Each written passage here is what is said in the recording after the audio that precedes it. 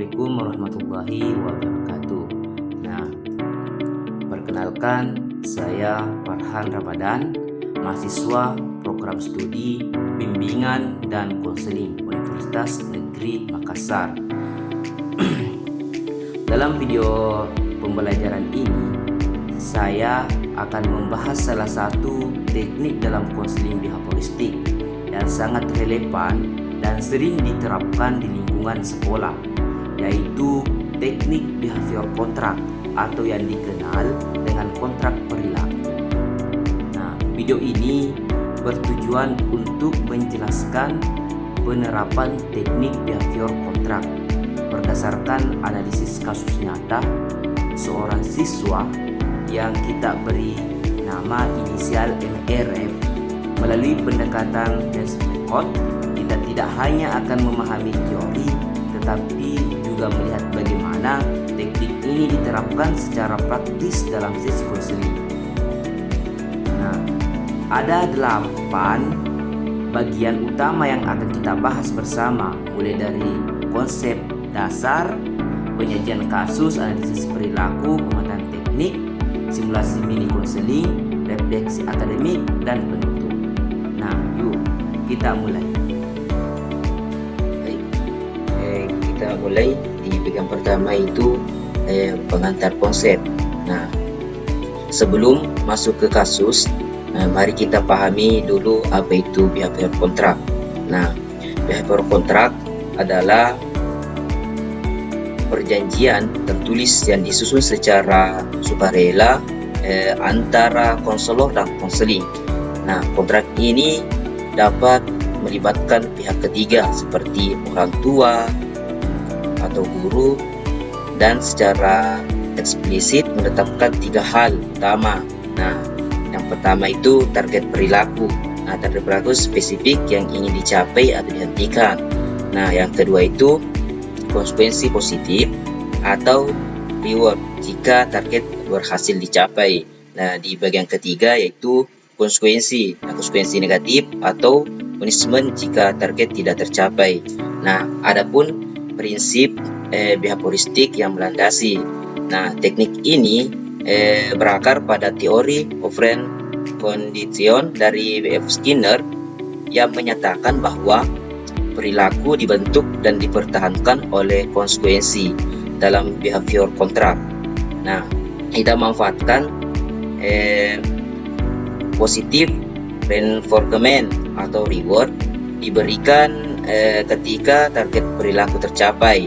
Nah, adapun prinsip komitmen dan konsistensi dan dokumen tertulis menciptakan tekanan kognitif untuk konsisten. Nah, adapun self monitoring. Nah, pencatatan mandiri meningkatkan kesadaran dan mendorong perubahan positif. Nah, adapun di bagian tujuan penggunaan teknik. Nah, yang pertama itu meningkatkan frekuensi perilaku adaptif seperti hadir di sekolah dan mengerjakan PR. Nah, di bagian kedua itu menurunkan perilaku maladaptif seperti membolos dan prokrastinasi. Dan di bagian ketiga mengembangkan keterampilan self regulation counseling. Dan keempat itu membangun akuntabilitas melalui sistem rewards dan konsekuensi yang disepakati. Nah, selanjutnya di bagian penyajian kasus. Nah, sekarang mari kita kenali kasus yang akan kita analisis bersama. Nah, bayangkan seorang siswa bernama MRF, usia 14 tahun, kelas 8B, di sebuah sekolah menengah pertama. Beberapa bulan lalu, MRF adalah siswa berprestasi dengan nilai rata-rata 78. Namun, dalam 2 bulan terakhir, sesuatu berubah. Nah, Adapun profil konseling. Nah, inisial MRF, usia 14 tahun. Nah, kelas 8B. Latar keluarganya itu anak kedua dari 3 bersaudara, ayah petani, ibu rumah tangga. Nah, alasan dirujuk itu membolos, tidak mengerjakan PR, nilai turun drastis. Nah, bolos tanpa keterangan dalam 1 bulan 8 hari, 3/12 PR tugas yang dikumpulkan, dan 78 ke nilai 54 penurunan nilai ulangan. Nah, wali kelas MRF melaporkan dalam 1 bulan terakhir MRF tidak masuk tanpa keterangan sebanyak 8 hari. Dari 12 tugas PR, hanya 3 yang dikumpulkan, dan nilai ulangannya turun dari 78 menjadi 54. Nah, saat di konseling, MRF mengaku bahwa ia sering bermain game online hingga larut malam, sehingga tidak sempat mengerjakan PR dan malas ke sekolah karena takut dimarahi guru. Nah, orang tuanya sibuk bekerja dan kurang memantau aktivitas belajar MRF. Yang menariknya, MRF sebenarnya ingin berubah. Ia sadar perilakunya merugikan dirinya, tapi ia tidak tahu harus mulai dari mana. Nah, adapun di bagian analisis kasus kerangka ABCD. Nah, mari kita analisis kasus MRF secara behavioristik menggunakan kerangka ABC. Nah, di bagian A atau pemicu, tugasnya tugas PR-nya menumpuk, takut dimarahi guru, dan main game online lebih menarik. Dan di bagian B, behavior atau perilaku, membolos sekolah, tidak mengerjakan PR, bermain game hingga larut malam. Dan di bagian C, konsekuensi atau akibat. Nah, PR-nya semakin menumpuk, nilainya semakin menurun, dan dikuncilkan teman kelas, diejek sama teman kelas. Nah, perhatikan bahwa perilaku membolos MRF dipertahankan oleh mekanisme negatif reinforcement. Nah, dengan tidak pergi ke sekolah, MRF berhasil menghindari rasa takut dimarahi guru dan tumpukan PR yang belum dikerjakan. Nah, penghindaran ini memberikan kelegaan sementara yang justru memperkuat kebiasaan membolos. Nah, di sisi lain, bermain game memberikan positif reinforcement berupa kesenangan instan yang jauh lebih kuat dibandingkan penguatan dari belajar. Nah, ini adalah pola klasik perilaku operan. Nah, perilaku maladaptif dipertahankan karena konsekuensi jangka pendeknya terasa lebih menguntungkan daripada perilaku adaptif. Nah, inilah mengapa behavior kontrak menjadi pilihan yang tepat. Kita akan merestrukturisasi konsekuensi sehingga perilaku hadir dan mengerjakan PR menjadi lebih menguntungkan dibandingkan membolos. Nah, adapun di bagian pemetaan penerapan teknik. Nah, setelah menganalisis kasus MRF, sekarang kita letakkan bagaimana teknik behavior kontrak akan diterapkan. Ada 5 tahapan sistematis yang harus diikuti.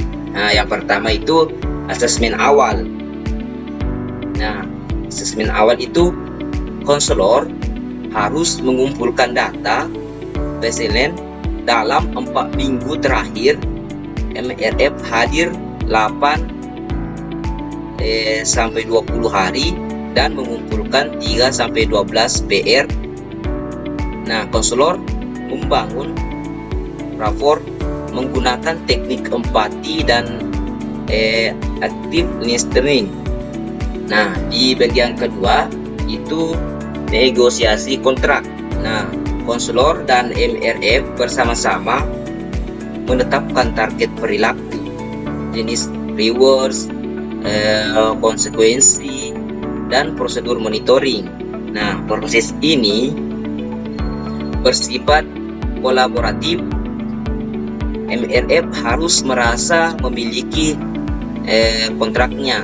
Nah, di bagian ketiga itu penandatanganan. Nah, kontrak ditandatangani oleh MRF, konselor, wali kelas, dan orang tua MRF. Nah, masing-masing mendapatkan salinan.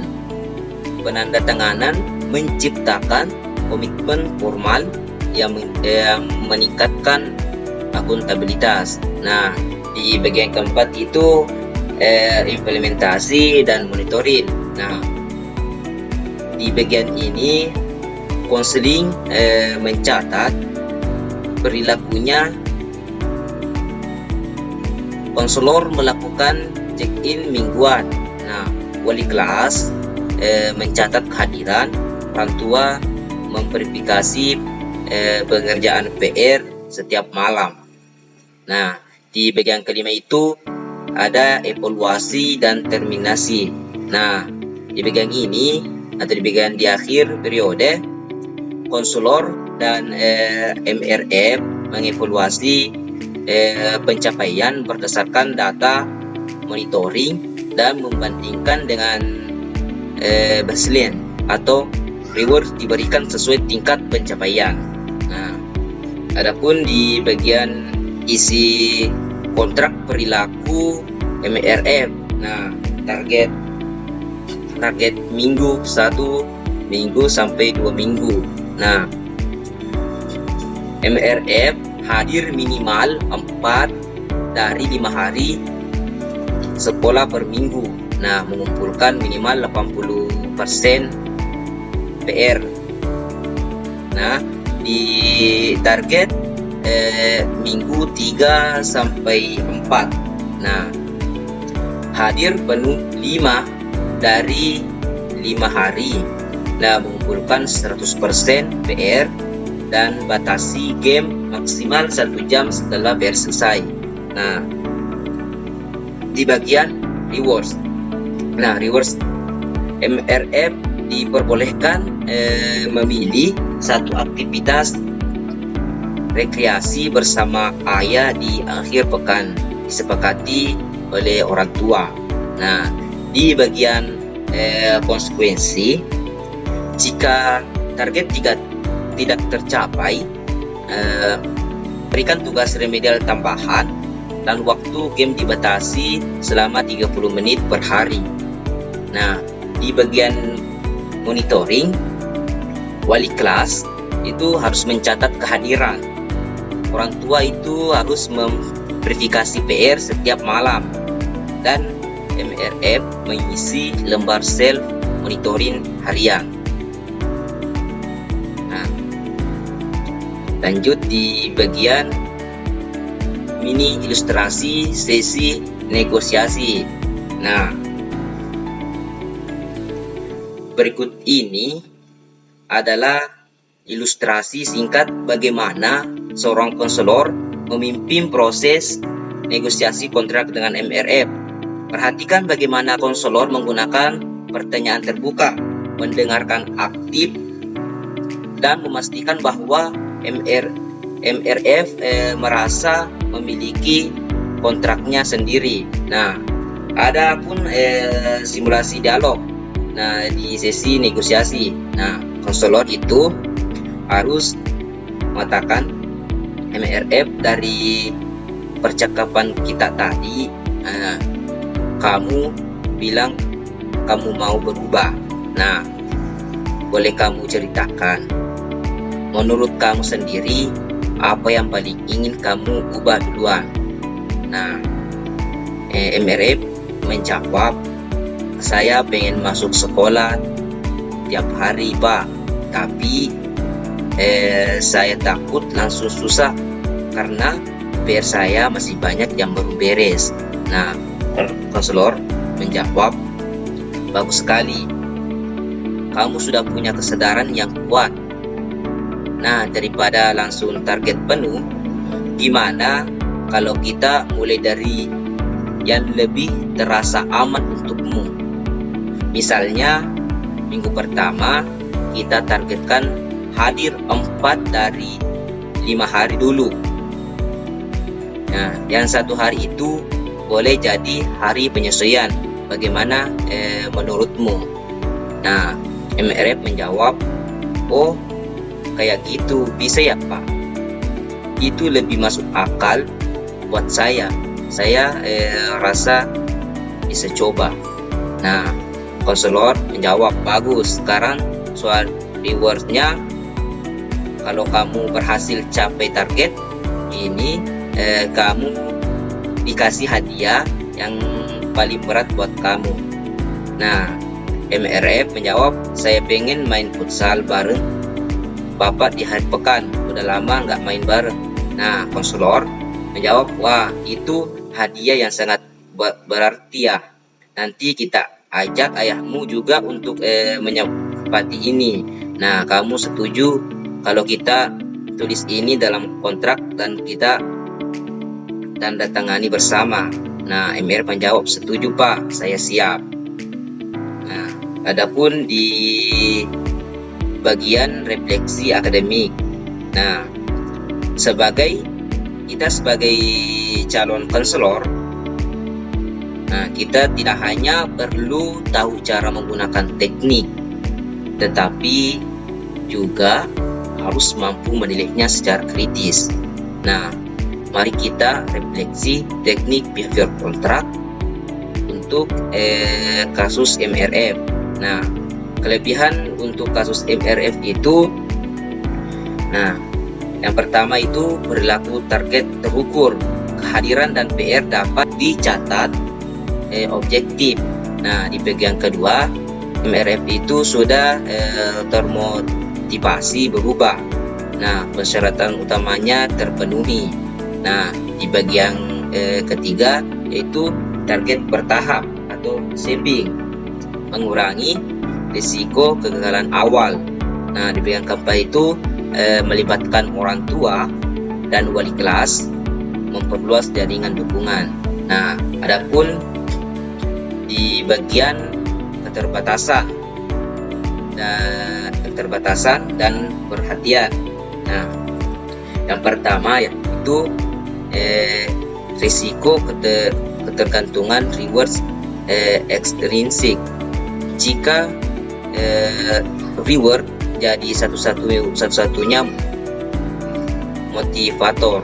Nah, di bagian kedua itu orang tua harus konsisten.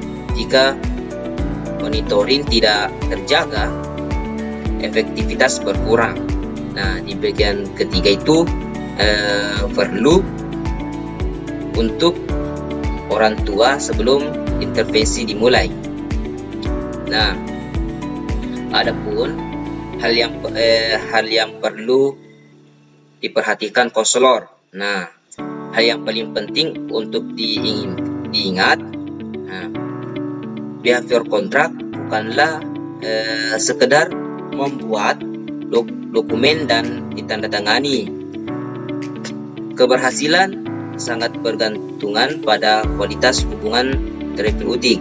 Nah, konselor yang tidak merasa aman dan dipercayai tidak akan berkomitmen secara tulus. Nah, oleh karena itu, teknik ini harus diterapkan dalam konteks relasi yang hangat, empatik, dan non-judgmental. Nah, sebagai konselor, kita juga perlu memastikan bahwa reward yang dipilih benar-benar bermakna bagi konseling, bukan sekedar hadiah yang kita anggap bagus. Dalam kasus MRF, futsal bersama ayah jauh lebih powerful daripada sekedar uang jajan tambahan, karena itu menyentuh kebutuhan nasionalnya. Adapun di bagian kesimpulan, nah di kesimpulan ini kita telah menempuh perjalanan yang cukup panjang bersama-sama dari konsep dasar pihak holistik. Mengenai MRF dan masalahnya, menganalisis pola perilakunya secara ABC, memetakan penerapan teknik, menyaksikan mini simulasi negosiasi, hingga merefleksikan kelebihan dan keterbatasan. Ada 3 poin utama yang ingin saya tegaskan sebagai penutup. Yang pertama itu, behavior kontrak adalah teknik yang terstruktur, terukur, dan terbukti efektif secara empiris untuk permasalahan perilaku yang dapat diamati seperti kasus MRF. Dan di bagian kedua itu, namun dokumen kontrak bukanlah segalanya.